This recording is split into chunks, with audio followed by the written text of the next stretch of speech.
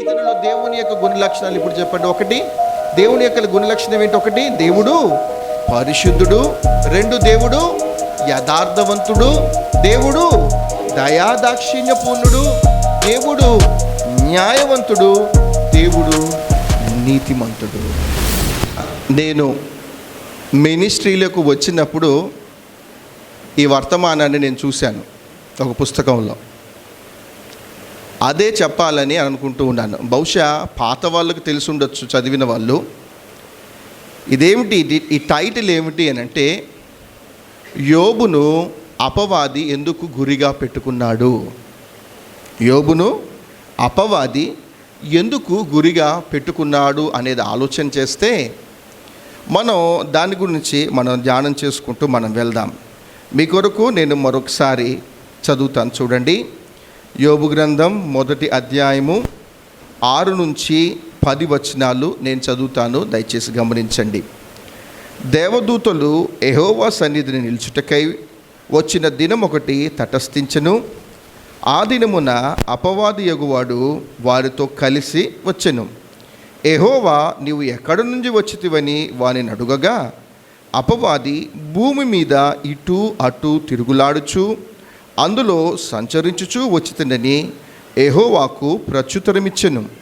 అందుకు యెహోవా, నీవు నా సేవకుడవైన యోబు సంగతి ఆలోచించుతవా? అతడు యథార్థవర్తనుడు, న్యాయవంతుడునై దేవుని యందు భయభక్తులు కలిగి చెడుతనము విసర్జించినవాడు. భూమి మీద అతని వంటి వాడెవడునూ లేడు.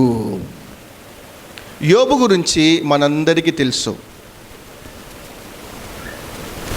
ఈ అపవాది పరలోకానికి వెళ్ళిన సంగతి గురించి మనం ఆలోచన చేయకుండా, అసలు అపవాది యోబునే ఎందుకు గురిగా పెట్టుకున్నాడు అన్న కారణం గురించి మనం ఆలోచన చేస్తే, మనం ఇందులో దేవుని యొక్క గుణ లక్షణాలు అనేది యోబు జీవితాన్ని పరిశీలన చేస్తూ ఉంటున్నప్పుడు మనకు అర్థమవుతూ ఉంటుంది. ఇక్కడ గమనించండి, యోబు ఎలాగున్నాడు. స్వయాన దేవుడే ఒక మనిషిని గురించి సాక్ష్యం ఇస్తూ ఉన్నాడు.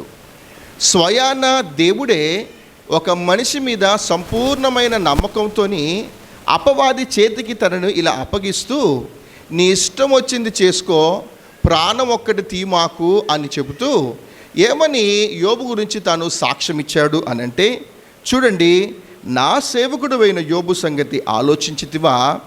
అతడు యథార్థవర్తనుడు, న్యాయవంతుడు, దేవుని యందు భయభక్తులు కలిగిన వాడు, చెడుతరమును విసర్జించినవాడు.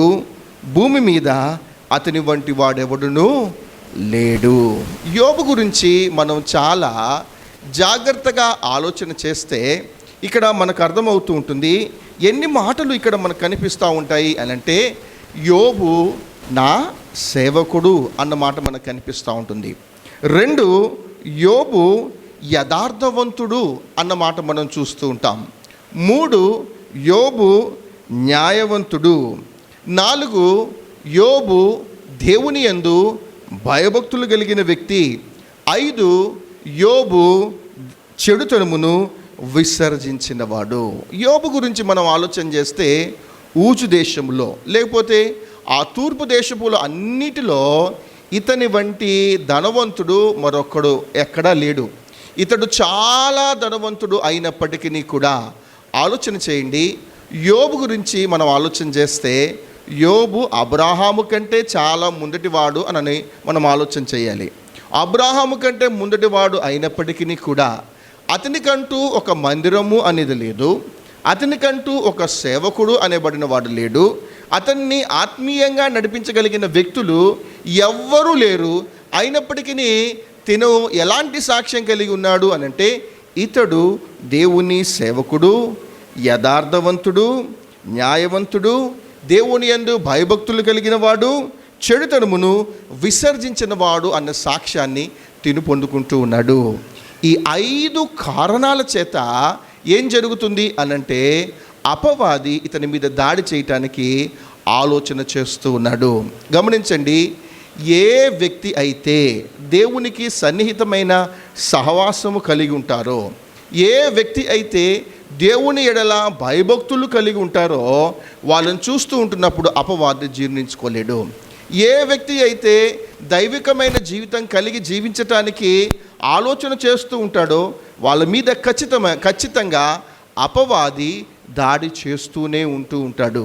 సరే, యోబు గురించి ఎందుకు ఈ సమయంలో మనకి యోబు గురించి మనం పక్కన పెట్టాలి. మనం ఇది ఆరాధన వర్తమానం కాబట్టి మనము దేవుని యొక్క గుణలక్షణాలు అనేది ఈ భాగంలో మనం చూడాలి అనంటే మనం ఎలా అర్థం చేసుకోవాలి అనంటే యోబు ఎందుకు అంత చక్కగా తాను జీవిస్తున్నాడు అనంటే కారణం యోబు దేవునిలాగా జీవించటానికి తాను ప్రయత్నం చేస్తూ ఉన్నాడు.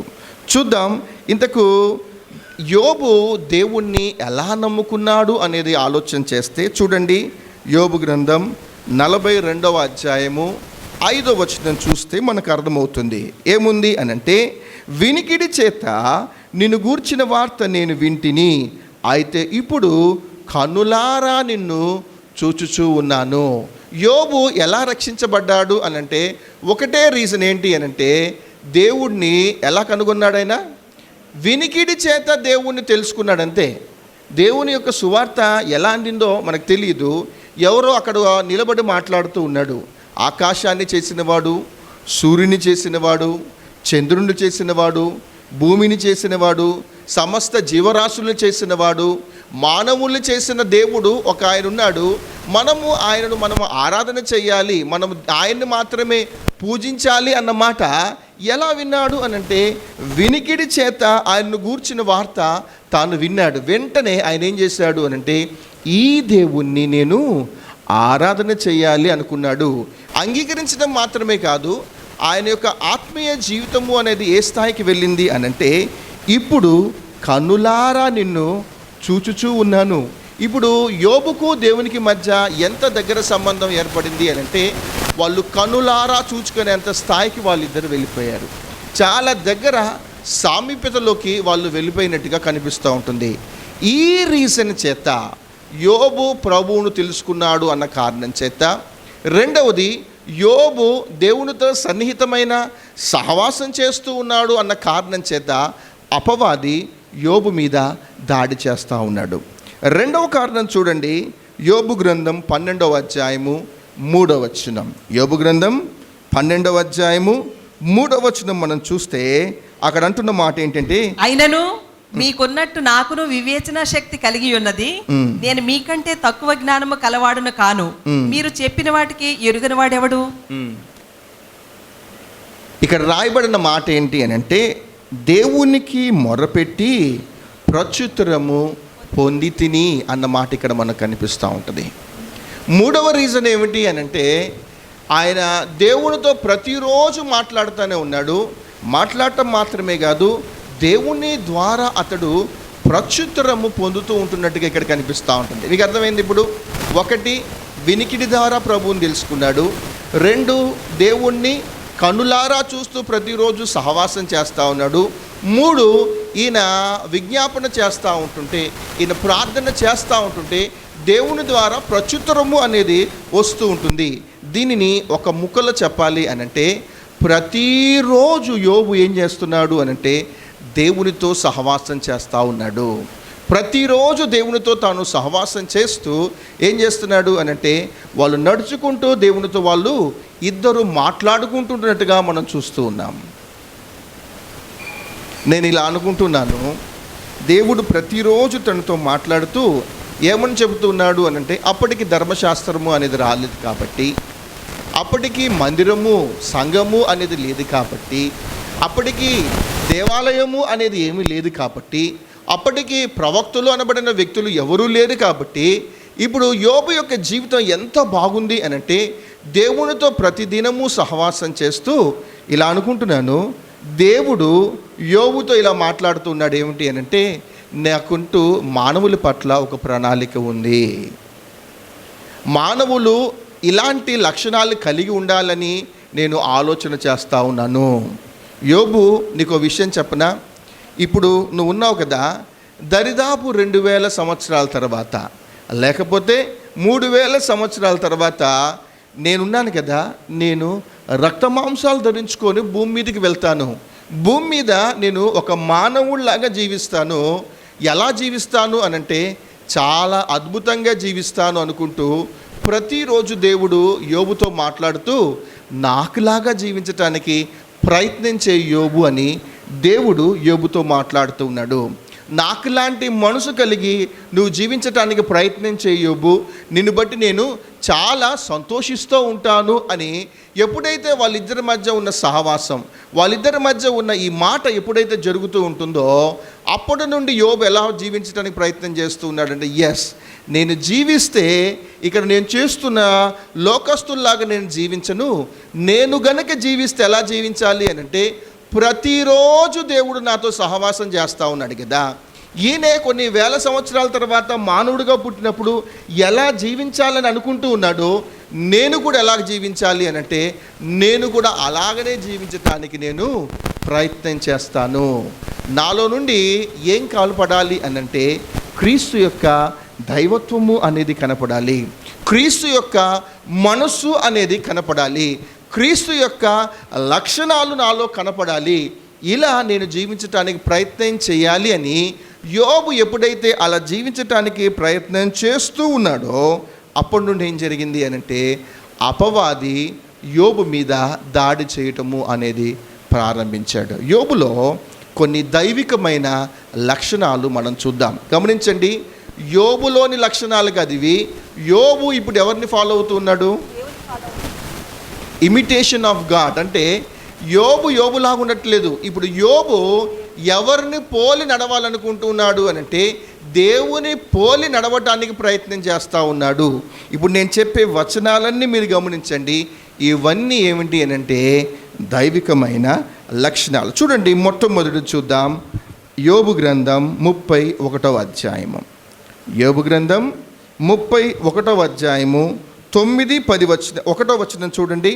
నేను నా కన్నులతో నిబంధన చేసుకుంటుని, నేను నా కన్నులతో నిబంధన చేసుకుంటుని, కన్యకను నేనెలాగు చూచుదును, కన్యకను నేనేలాగు చూచుతును. 9వ వచనం చూడండి. నేను హృదయమున పరస్త్రీని మోహించిన ఎడల నా పొరుగువాని ద్వారమున నేను పొంచియున్న ఎడల నా భార్య వేరొకని తిరగని విసురును గాక. చాలండి, ఇక్కడ కాపేద్దాం దాంతో. ఇక్కడ యోబు తీసుకున్న నిర్ణయం ఏమిటి అని అంటే బహుశా దేవుడు అతనితో మాట్లాడుతూ ఉన్నప్పుడు అతనితో చెప్పిన మాట ఏమిటి అని అంటే, యోబు, భూమి మీదకి నేను వెళ్ళినప్పుడు నేను ఎలా జీవిస్తాను అని అంటే పరిశుద్ధంగా నేను జీవిస్తాను. మన దేవుడు ఎవరు? ఇప్పుడు ఆరాధన చేయాలి అని అంటే దేవుని యొక్క గుణలక్షణాన్ని ఆలోచన చేయండి. మన దేవుడు ఎవరు అని అంటే పరిశుద్ధమైన దేవుడు. దేవుడు పరిశుద్ధుడు గనుక నేను కూడా భూమి మీద ఎలా జీవించాలి? ఇప్పుడు పరిశుద్ధంగా జీవించాలనుకొని ఇప్పుడు తాను ఏమనుకున్నాడు అని అంటే నా కంటితో నేను ఒక నిబంధన చేసుకున్నాను. ఏమిటి ఆ నిబంధన అనంటే కన్యకను నేనేలాగు చూచుదును. 9వ వచనంలో ఉంటాడు, నేను హృదయమున పరస్త్రీని మోహించిన ఎడల అన్నమాట ఇక్కడ కనిపిస్తూ ఉంటుంది. ఇక్కడ మనం ఆలోచన చేయాలి ఏమిటి అని అంటే భవిష్యత్తులో నేను మానవునిగా భూమి మీదకి వెళ్ళినప్పుడు యోబు నేను ఎలాగుంటాను అని అంటే నేను పాపము లేనివాడిగా నేను జీవిస్తాను, నేను పాపము చేయనివాడిగా నేను జీవిస్తాను, నాలో పాపము అనేది ఏమాత్రము ఉండదు.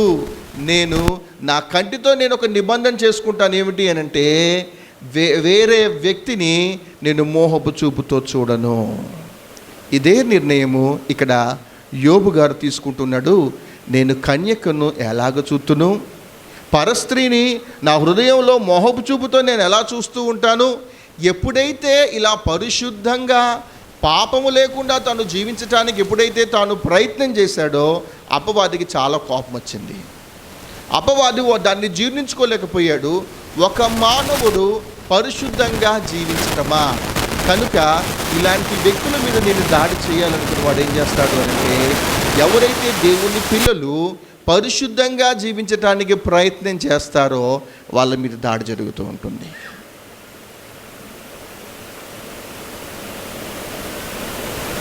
ఇది మొదటి కారణం. రెండో కారణం దగ్గరికి వెళ్ళిపోదాం. చూడండి, 31వ అధ్యాయం, యోబు 31వ అధ్యాయము, ఇదిలో నుంచి వెళ్తా ఉందాం. 6-7 వచనాలు చూడండి. నేను యథార్థుడనై ఉన్నానని దేవుడు తెలుసుకొనున్నట్లు న్యాయమైన త్రాసులో ఆయన నన్ను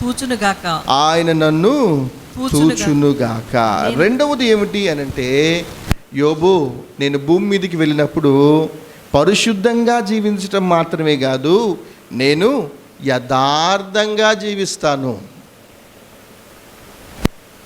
ఇప్పుడు యోబు ఏమనుకుంటున్నాడు అనంటే, దేవుడు యథార్థవంతుడు కాబట్టి నేను కూడా యథార్థంగా ఉండటానికి నేను ప్రయత్నం చేస్తాను. అవును, యథార్థత అంటే ఏమిటి? యథార్థత అంటే ఏమిటి? శ్వేతమ్మ చెప్పరా, హెల్ప్ చేయి నాకు. యథార్థత అంటే ఏమిటి? ఉన్నట్లుగా చెప్పటం, ఉన్నట్లుగా జీవించటం, వేషధారణ అనేది లేకుండా జీవించటాన్ని ఏమంటాము అనంటే యథార్థత. భూమి మీదకి నేను వెళ్ళినప్పుడు యథార్థంగా జీవిస్తాను.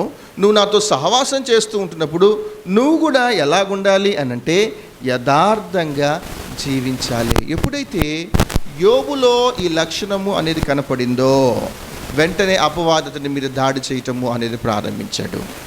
భూమి మీద యేసుక్రీస్తు ప్రభువారు పరిశుద్ధంగా జీవించటం మాత్రమే కాదు, భూమి మీద మన దేవుడు ఎలాగున్నాడు అనంటే, ప్రభు ఎలాగున్నాడు అనంటే, తాను యథార్థంగా జీవించాడు.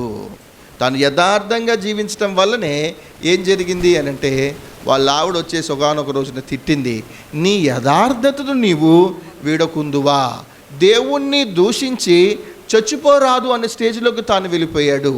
ఆయన అలా ఉండటానికి గల కారణం ఏమిటి అనంటే, దేవుడు ఇలాగున్నాడు, నేను కూడా యథార్థంగా ఉండాలి. ఇది రెండవది. మూడవది చూడండి. మూడవది ఇదే యోబు గ్రంథం 31వ అధ్యాయము 16వ వచనం చూడండి. బీదలు ఇచ్చేయించిన దానిని నేను బిగబట్టిన ఎడల విధవరాండ్ల కన్నులు క్షీణింపజేసిన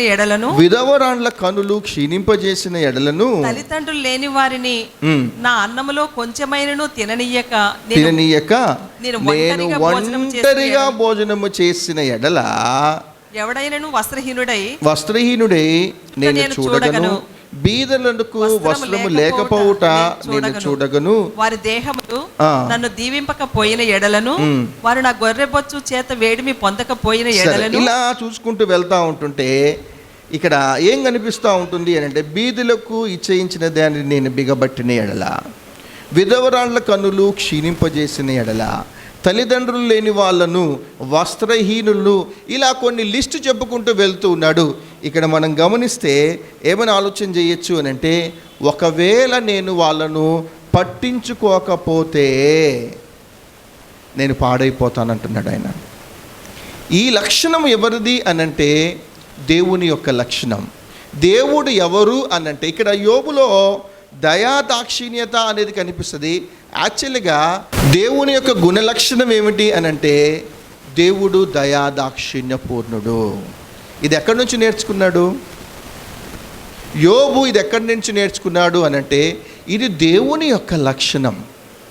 దేవుడు ఎవరు అనంటే ఆయన గుప్పులు విప్పి ప్రతి ఒక్క జీవి యొక్క కోరికను తీర్చేవాడు, ప్రతి ఒక్క జీవరాశులకు ఆహారాన్ని సమకూర్చేవాడు.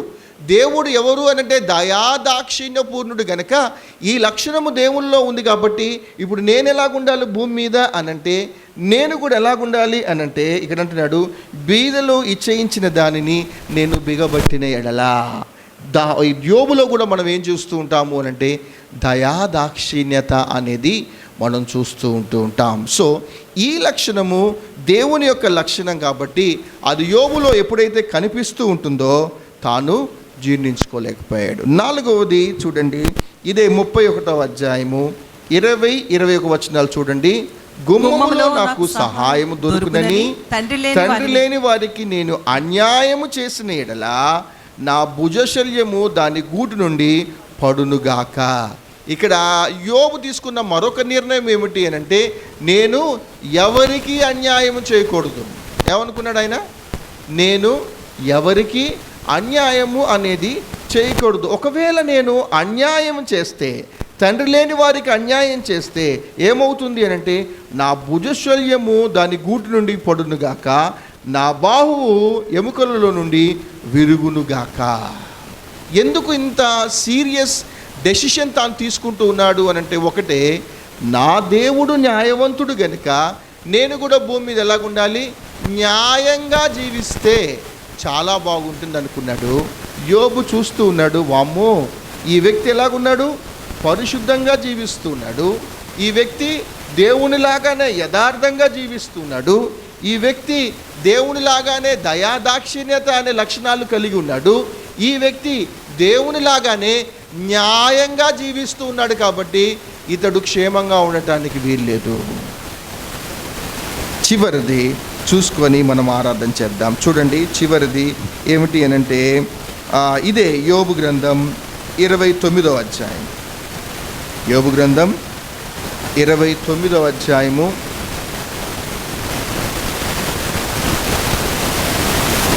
16-17 చూడండి.